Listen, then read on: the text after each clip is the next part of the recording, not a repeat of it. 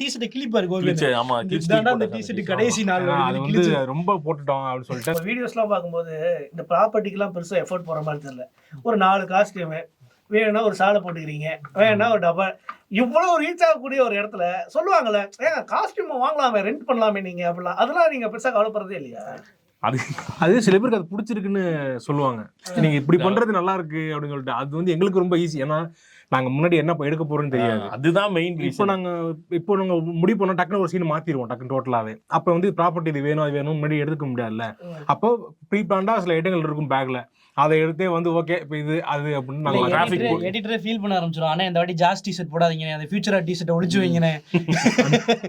அந்த மாதிரி ஒரு பிரவுன் டி-ஷர்ட் வச்சிருப்பாரு.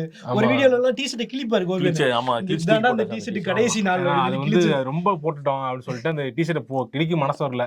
சரி கிழிச்சு போட்டா தான் யூஸ் பண்ண மாட்டோம்னு சொல்லிட்டு கிழிச்சு தூக்கி போட்டோம். இப்போ நாங்க பர்ச்சேஸ் பண்ணிட்டோம் புதுசா போயிட்டு. அப்படியா? சேனல் வளர்ந்துச்சுல எவ்வளோ.